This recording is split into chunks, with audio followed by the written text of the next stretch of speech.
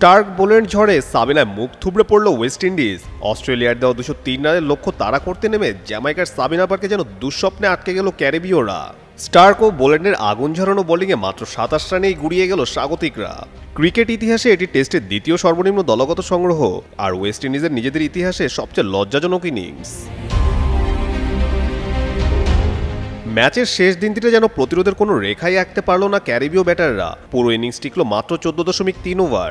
Test ইতিহাসে এটি তৃতীয় সর্বনিম্ন ব্যাটিং দৈর্ঘ্য। তাদের আগে সবচেয়ে কম সংগ্রহ ছিল 47 রান, সেটিও এই সাবিনা পার্কেই ইংল্যান্ডের বিপক্ষে। অকল্যান্ডে 1955 সালে নিউজিল্যান্ডের 26 রানে অল আউট হওয়ার রেকর্ড এতদিন এককভাবে শীর্ষে ছিল। 7 দশক পর সেই বিব্রতকর তালিকায় দ্বিতীয় স্থানে উঠে এলো ক্যারিবীয়রা। পরিসংখ্যানের পাতায় ইনিংস হয়তো একদিন মুছে যাবে, কিন্তু ক্রিকেট প্রেমীদের চোখে এ লজ্জা সহজে ভুলে যাওয়ার নয়।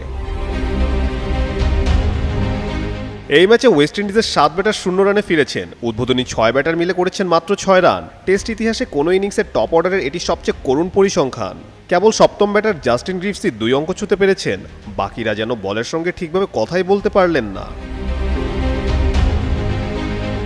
অস্ট্রেলিয়ার হয়ে দুর্দান্ত পারফরমেন্স করেন মিচেল স্টার্ক, মাত্র 9 রান দিয়ে তুলে নেন 6 উইকেট। অন্যদিকে স্কট বোল্যান্ড করলেন হ্যাটট্রিক, 2 রান দিয়ে শিকার করেন 3টি উইকেট, আর জশ হ্যাজেলউড পান শেষ উইকেটটি।